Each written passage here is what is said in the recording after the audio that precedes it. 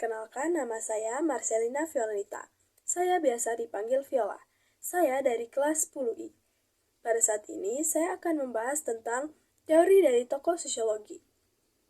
Tokoh sosiologinya yaitu Erich Fromm.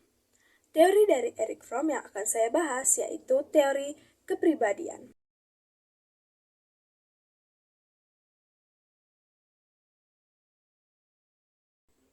Erich Fromm lahir pada tanggal 23 Maret 1900 di Frankfurt am Main, Jerman. Dan dia meninggal pada tanggal 18 Maret 1980 Muralto, Ticino, Switzerland.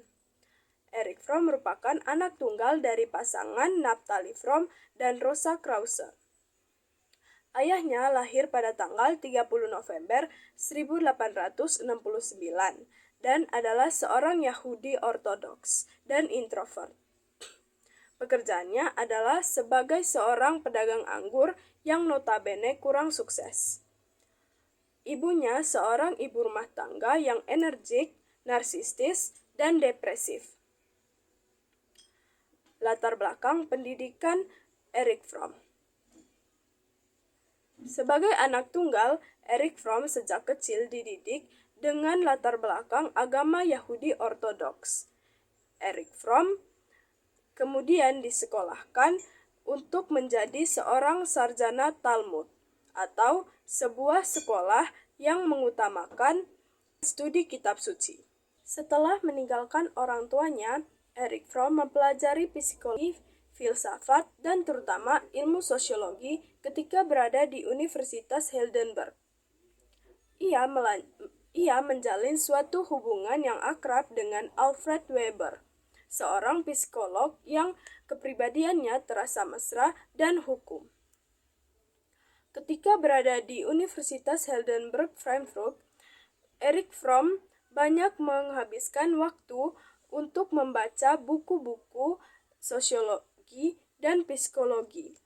Ia juga mempelajari karya ahli-ahli terkemuka dalam bidang ekonomi, sosial, dan politik, seperti Karl Marx, Max Weber, Herbert Spencer, Charles Darwin, dan Sigmund Freud. Setelah meraih gelar doktor, ia belajar psikoanalisis di Universitas Munich dan pada Institut Psikoanalisis Berlin yang sangat terkenal. Erich Fromm berpikir bahwa mungkin dengan ini ia sudah menemukan jawaban dari irasional manusia dalam karya-karya Sigmund Freud. Namun sesungguhnya hal itu tidak memuaskannya. Pada tahun 1916, ketika berumur 16 tahun, Erich Fromm meninggalkan Yudaisme yang dianut keluarganya. Ia pun memilih untuk studi ilmu hukum di Universitas Heidelberg, Frankfurt pada tahun 1918. Ia pun melanjutkan pendidikan di universitas yang sama dalam bidang psikoanalisis hingga mencapai gelar doktor pada tahun 1922 dengan berguru pada penganut paham Sigmund Freud ternama, seperti Hans Sachs dan Theodor Reik.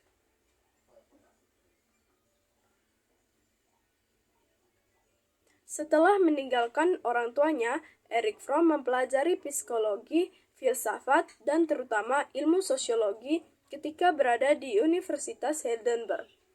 Ia menjalin suatu hubungan yang akrab dengan Alfred Weber, seorang psikolog yang kepribadiannya terasa mesra dan hukum. Ketika berada di Universitas Heidelberg, Frankfurt, Erich Fromm banyak menghabiskan waktu untuk membaca buku-buku sosiologi dan psikologi. Ia juga mempelajari karya ahli-ahli ternama dalam bidang ekonomi, sosial, dan politik seperti Karl Marx, Max Weber, Herbert Spencer, Charles Darwin, Sigmund Freud. Setelah meraih gelar doktor, ia belajar psikoanalisis di Universitas Munich dan pada Institut Psikoanalisis Berlin yang ternama, Pada tahun 1933, Erich Fromm meninggalkan negara kelahirannya yakni Jerman dan berpindah ke negara Amerika Serikat. Di Amerika, ia mengajar di berbagai universitas, di antaranya Universitas Bennington, Universitas Columbia, dan sebuah institut penelitian sosial New York. Di tahun 1945 sampai 1947. Erich Fromm menjadi guru besar psikologi di Universitas Michigan, Universitas Yale, Universitas Meksiko, dan Universitas New York. Walaupun sebagai guru besar psikologi, namun ia juga berminat pada aspek-aspek lainnya seperti politik, hukum, ekonomi, dan agama. Dapat dikatakan bahwa ia sangat menyukai persoalan-persoalan manusiawi atau humanisme yang dapat mengantarkannya menjadi seorang filsuf humanis, sosial, dan psikolog, serta ditambahkan lagi pencipta kehidupan manusia, penyair, dan peramal. Di tahun 1933, Erich Fromm melakukan prakteknya di New York ketika ia menjabat sebagai rektor di Institut Psikoanalisis Chicago, Amerika Serikat. Selain menjabat sebagai rektor, ia pun mengajar di Universitas Columbia dan di Institut Research serta menjadi guru besar di Universitas Yale. Tidak hanya itu, Erich Fromm juga mendirikan Departemen Psikoanalisis di Universitas Meksiko.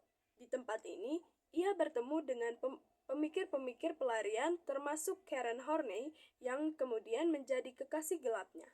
Pada tahun 1946, Erich Fromm berhasil mendirikan lembaganya sendiri, William Alanson White of Psychiatry, Psychoanalysis, and Psychology. Ia sendiri menjadi pemimpinnya antara tahun 1946 sampai 1950. Pada bulan Agustus 1957, Erich Fromm menyelenggarakan suatu simposium di kota Cuernavaca dengan satu harapan, yakni terciptanya suatu dialog kreatif antara para pakar psikoanalisis dengan sang Buddhis Zen. Tahun 1965, Erich Fromm melepaskan jabatannya selaku direktur Lembaga Psikoanalisis Meksiko, namun tetap menjadi dosen bidang psikoanalisis di Universitas Meksiko. Di tahun 1968, ia melibatkan diri dalam urusan kampanye pencalonan Presiden Eugene McCarthy sebagai seorang senator Partai Demokrat. Selama hidupnya, Erich Fromm mengabdikan seluruh hidupnya untuk ilmu pengetahuan khususnya dalam bidang psikologi. Ia banyak menghasilkan buku dan karya lainnya yang menjadikan pemikirannya hidup hingga sekarang. Buku-bukunya itu tidak hanya dikenal oleh ahli-ahli dalam bidang psikologi, filsafat, dan agama, tetapi juga oleh masyarakat umum. Beberapa bukunya yang sudah dikenal oleh banyak orang seperti Escape from Freedom 1936 sampai 1940, Man for Himself 1947, Psychoanalysis and Religion, The Sane Society, The Art of Loving, Sigmund Freud Mission, An Analysis for His Personality and Influence, Marx's Concept of Man, Beyond the Science of Illusion, My Encounter with Marx and Freud, 1962. Selain buku-buku terkenal tadi, ada pun beberapa karya Erich Fromm lainnya, yakni Man Beyond the Kinds of Illusion, Zen Buddhism and Psychoanalysis, The Heart of Man, Its Genius for Good and Evil, You Shall Be as Gods, a radical interpretation of the Old Testament and its tradition, revolution of hope toward a humanism technology, the dogma Christ, the crisis of psychoanalysis, the antonym of human destructiveness, to have or to be, deontology, their normalization, and the art of being. 1993. Pada tahun 1926, Erich Fromm menikahi seorang wanita bernama Frieda Reichmann. Istrinya adalah seorang psikoanalisis. Saat itu pula, Erich Fromm menjadi seorang psikoanalisis dan telah bekerja sama di sebuah klinik pribadi di Heidelberg. Pada dasawarsa terakhir hidupnya, yakni sekitar tahun 1970, Erich Fromm bersama istrinya tinggal di Cuernavaca, Meksiko. Dan pada tahun 1974, ia pindah ke Muralto, Swiss. Erich Fromm mengembuskan nafas terakhirnya pada tanggal 18 Maret 1980 di rumah kediamannya. Hanya terpaut 5 hari dari ulang tahunnya yang ke-80. Teori Fromm adalah campuran yang unik dari Freud, yaitu teori psikoanalisis klasik. Teori ini menyatakan bahwa ketidaksadaran pada individu memiliki peran yang utama dalam diri seseorang. Dan teori dari Marx yaitu teori kritik sosial. Pendekatan Fromm sering disebut juga humanisme dialektika. Humanisme adalah pandangan filosofis yang menganggap bahwa manusia dapat memahami dunia dengan menggunakan nilai-nilai kemanusiaan. Dan dialektika adalah seni memperoleh pengetahuan yang lebih baik tentang suatu topik dengan melalui pertukaran pandangan dan argumen-argumen. Tesis dasar Erich Fromm menyatakan bahwa manusia pada masa modern telah terpisah dari kesatuan prasejarah dengan alam dan juga satu sama lain. Namun, dikatakan bahwa manusia sendiri memiliki kekuatan akal, antisipasi, dan imajinasi. Paduan akan kurangnya insting kebinatangannya dan adanya pikiran yang rasional menjadikan manusia sebagai suatu keganjilan dalam alam semesta. Menurut Erich Fromm, ketika manusia muncul sebagai suatu spesies yang terpisah dari evolusi binatang, manusia kehilangan sebagian besar insting kebinatangannya. Namun, manusia mendapat peningkatan dalam perkembangan otak yang akhirnya membuat manusia memiliki realisasi diri, imajinasi, perencanaan, dan juga keraguan. Dan pada akhirnya, paduan inilah yang membedakan antara manusia dengan binatang. Fromm mengembangkan teori kepribadian yang menekankan pengaruh faktor sosiobiologis dan sejarah. Psikoanalisis humanistis Fromm menyatakan bahwa pisahnya manusia dengan dunia alam menghasilkan perasaan kesendirian dan isolasi. Perasaan-perasaan itulah yang membawa manusia pada suatu kondisi disebut sebagai kecemasan dasar atau basic anxiety. Asumsi dasar Fromm bahwa kepribadian individu dapat dimengerti hanya dengan memahami sejarah manusia. Manusia tidak memiliki insting kuat untuk beradaptasi dengan dunia. Namun, manusia telah memperoleh kemampuan bernalar. Keadaan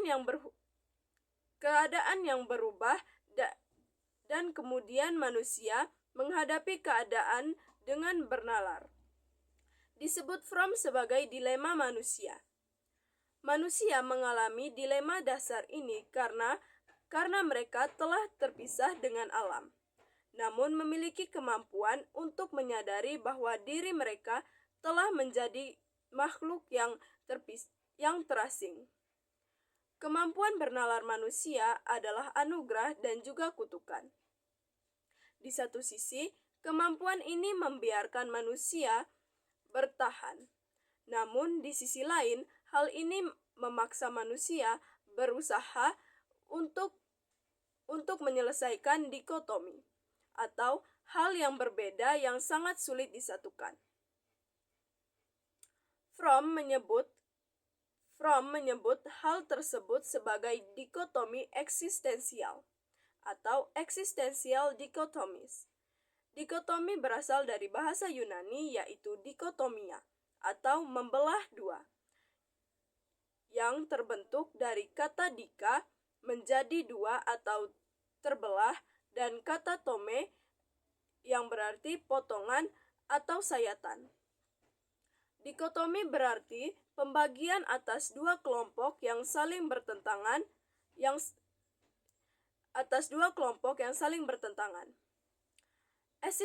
Eksistensial secara etimologis berasal dari kata ex atau di luar dan sistensi atau berdiri yang berarti berdiri.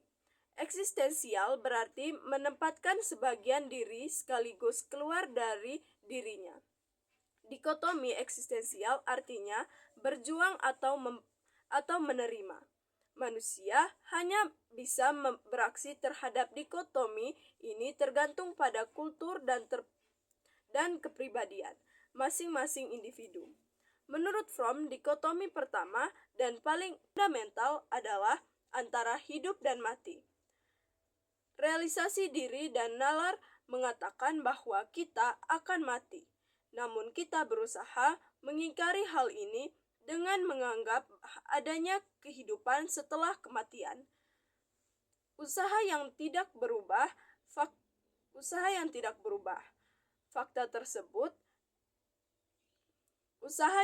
berubah. Fakta bahwa hidup kita akan diakhiri dengan kematian. Eksistensial kedua adalah bahwa manusia mampu membentuk konsep tujuan dari realisasi diri.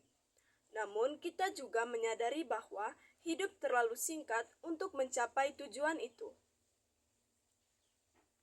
Dikotomi eksistensial ketiga adalah bahwa manusia pada akhirnya hanya sendiri. Namun, kita tetap tidak bisa menerima pengucilan atau isolasi. Mereka sadar bahwa dirinya adalah individu yang terpisah. Di saat yang bersamaan, mereka percaya bahwa kebahagiaan mereka tergantung pada ikatan mereka pada manusia lain. Walaupun manusia tidak dapat menyelesaikan permasalahan antara kesendirian atau ikatan kebersamaan, mereka harus berusaha atau mereka terancam menjadi gila. Dari teori tersebut, kesimpulannya yaitu Erich Fromm menawarkan perspektif yang unik dan mendalam tentang eksistensi manusia dan perkembangan kepribadian. Dengan memadukan pandangan psikoanalisis, sosiologi, dan filsafat, Fromm berhasil memberikan pemahaman yang tentang manusia sebagai makhluk sosial, sekaligus individu yang unik.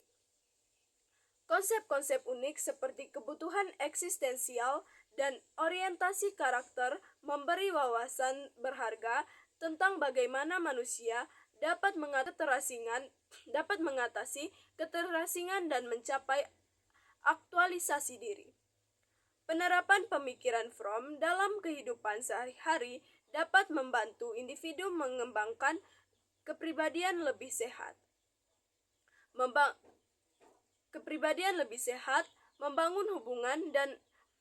membangun hubungan yang lebih bermakna dan berkontribusi dalam menciptakan masyarakat yang lebih humanis. Dengan demikian, teori kepribadian Erich Fromm tidak hanya bernilai secara akademis, tetapi juga memiliki implikasi praktis yang signifikan bagi perkembangan diri dan kesejahteraan psikologis manusia.